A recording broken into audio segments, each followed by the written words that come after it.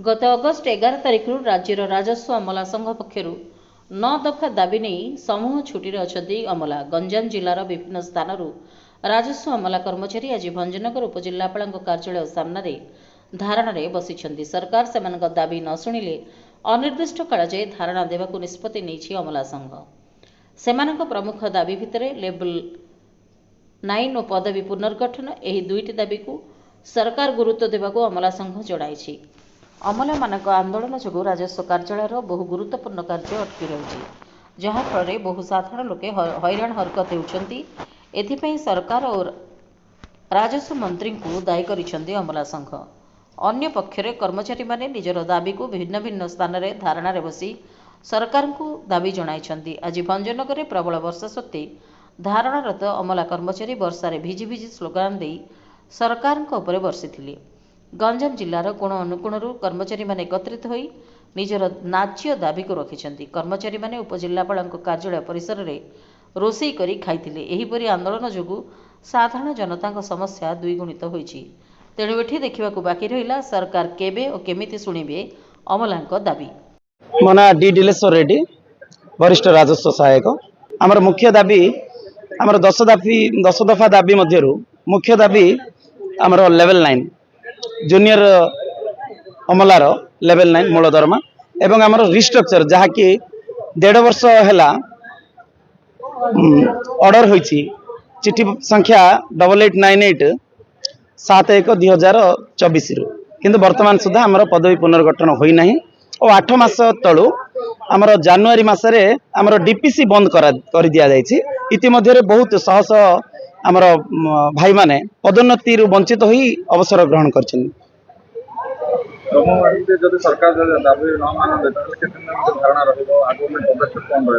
आमर राज्य संघ निष्पत्ति अनुसार आम अनिर्दिष्ट काल पर्यंत बसिवार कार्यक्रम रही। जो पर्यंत सरकार आमर दाबी न शुणी से पर्यंत आमर आंदोलन जारी रही। सारा राज्य रे केते अमला आंदोलन कोलाइछन्ती आ जिला स्तर केते अछन्ती? आमर 10,000 अमला अछन्ती राज्य व्यापी एवं गंजाम रे 600 अमला अछन्ती। केमते को काम साधारण लोक के काम के पड़ जाउछे एबे समूह छटे न पड़े। हां निश्चय व्याघात होईछि। आमे जनसाधारण को विनम्र निवेदन करछु, क्षमा प्रार्थना करछु। आमे सब बेले तांकर सेवा रे अछु, किंतु जेतेबेला आमर स्वार्थ कि आमर जो दाबी क्षुण्ण हुए जब कर्णपात न करती तेबे जे आमे बाध्य रे आंदोलन रे ओल्लेहा को आमे बाध्य होछु। रामकृष्ण महांती सेक्शन ऑफिसर जगन्नाथ प्रसाद ब्लॉक। आमर समूह छुट्टी 11/8 आमर स्ट्राइक आरंभ हलानी।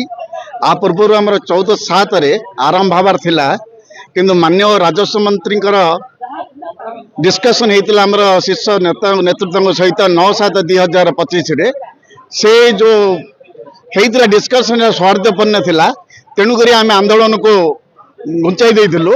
15 दिन समय मागिले तापर आम मसे समय देलु। मसे समय समय भितर न होबारु आम 11/8/2025 आम सामूहिक आंदोलन आम चलिक रही।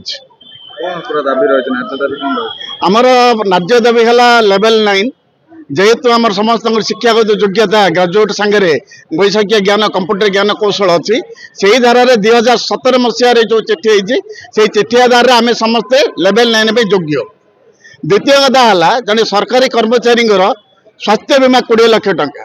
तृतीय कथा है आमर रिस्ट्रक्चर एमती 9 दफा दाबी रही। आम पुराना पेंशन लागू करने प्रमुख दाबी रही। एमती 9 दफा दाबी नहीं आम आंदोलन चलिक रही। आगामी पदक्षेप कथा देखु आंदोलन करने आमर निश्चय नहीं कि पेशेंट नुह।